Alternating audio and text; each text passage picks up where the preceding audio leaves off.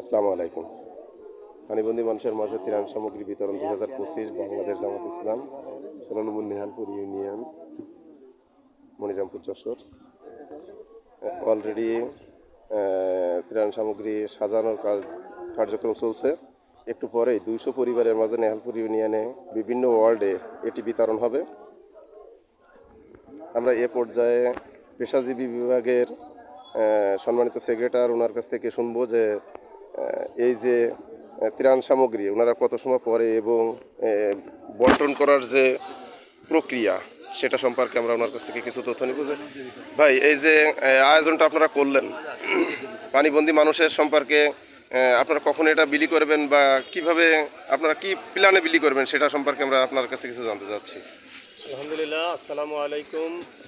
আমরা বাংলাদেশ জামাত ইসলামের পক্ষ থেকে 16 নম্বর নেহালপুর ইউনিয়নে পানিবন্দী মানুষের মাঝে ত্রাণ সামগ্রী বিতরণের যে উদ্যোগ গ্রহণ করা হয়েছে, আমরা যখন সরজমিনে গেছি, যখন আমরা ইউনিয়নের বিভিন্ন ওয়ার্ডে বা বিভিন্ন বাড়িতে বাড়িতে যখন আমরা সরজমিনে গেছি, দেখা গেছে আমাদের মাঝে আমাদের ইউনিয়নে প্রায় 4 শতাধিক মানুষ পানির ভিতরে নিমজ্জিত, যারা অনেক কষ্টের সাথে তাদের দিন যাপন করছে।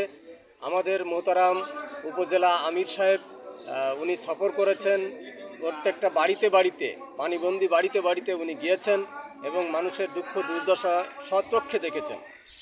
তার উদ্যোগে এবং তারই আজকে অনুদানের ভিত্তিতে আমরা আজকে এখানে ত্রাণ সামগ্রী বিতরণ করব।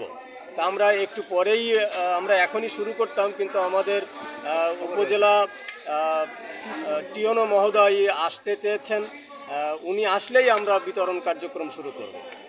আলহামদুলিল্লাহ, আমাদের আজকের যে আয়োজন, এতে 200 জন পরিবারকে আমরা ত্রাণ সহায়তা দিতে পারবো ইনশাআল্লাহ।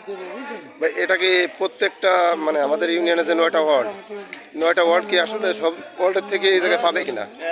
ওয়ার্ড ভিত্তিক তো না, পানিবন্দী যারা আছে তাদের মাঝে এটা বিতরণ হবে।